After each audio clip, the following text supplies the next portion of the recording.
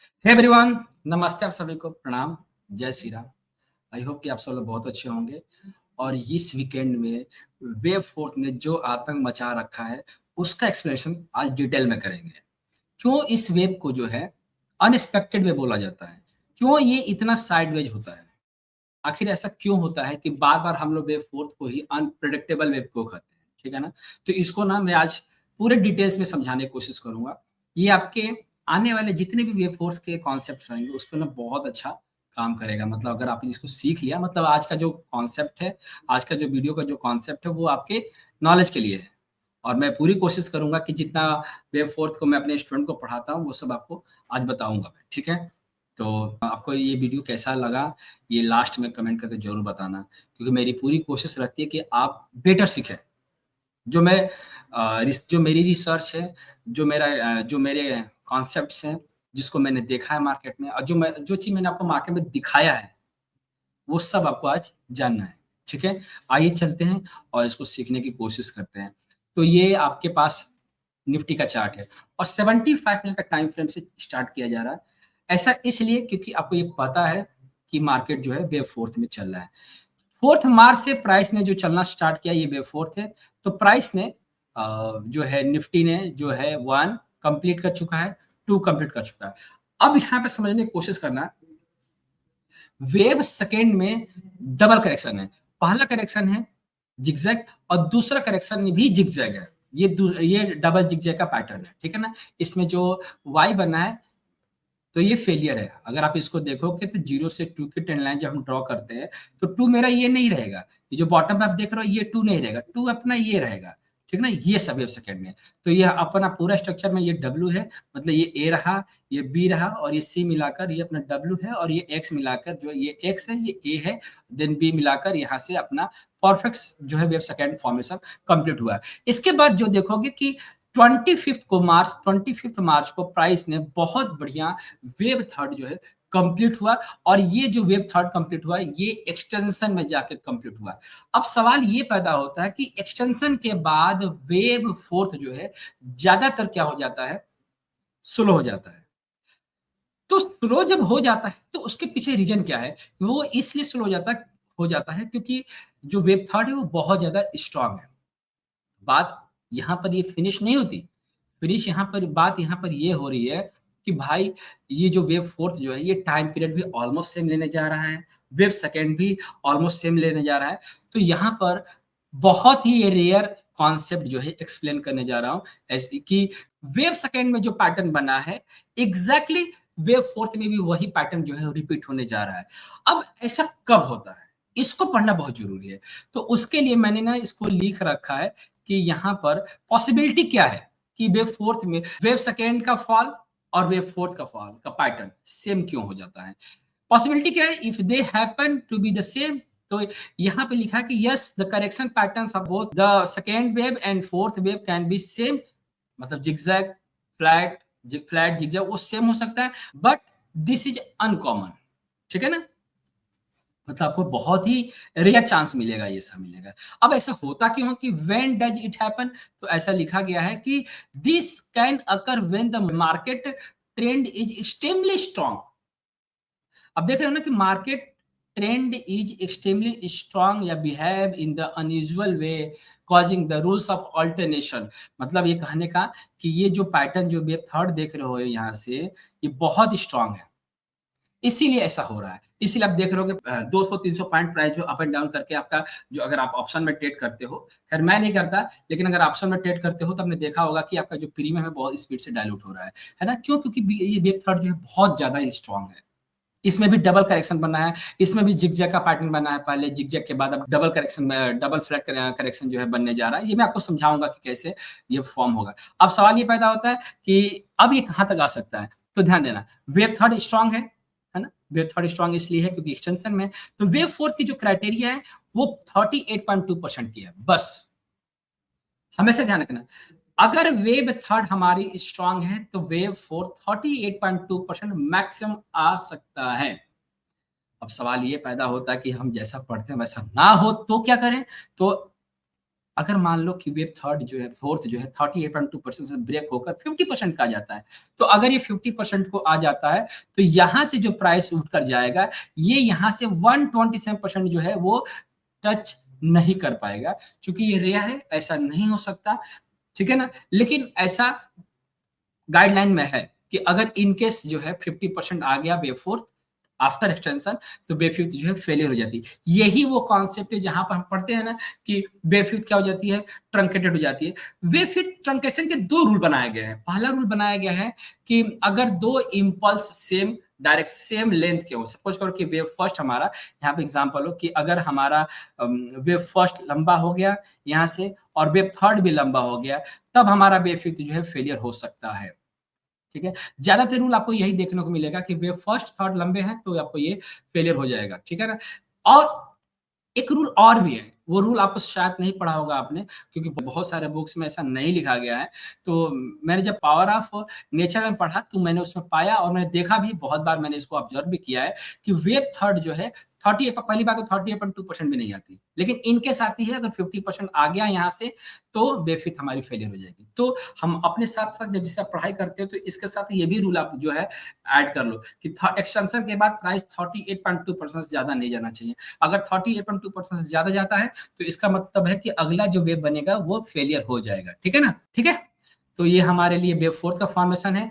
अब wave fourth जो है अगर टूट के आता है तो मुझे ऐसा लग रहा है कि ज़्यादा से ज़्यादा जो है 23% तो चल ही गया है। 38.2% का जो डेस्टिनेशन ये कितना है जी? 38.2% का ये है तकरीबन 23,140 141। तो आप 23.6% और 38.2% इन दोनों का बीच का मिड पॉइंट निकाल लेना। तो मिड पॉइंट निकालोगे तो प्राइस जो है वेव सी जो है वहां पर आके वेव फोर्थ जो है यहाँ पर कंप्लीट होगा। फाइनल जो लेंथ होगी हमारी, जो हमारे फाइनल जो डेस्टिनेशन होगा वो 127% यहाँ तक आकर रुकेगा, ठीक है? अब यहाँ पर प्राइस जो है बेफित आकर यहाँ पे कंप्लीट करता है, जो तकरीबन है 24,000 के आसपास। तो यहाँ पर आकर डिग्री फॉर्म करेगा, ये ध्यान रखना, यहाँ पर आकर डिग्री फॉर्म होगा।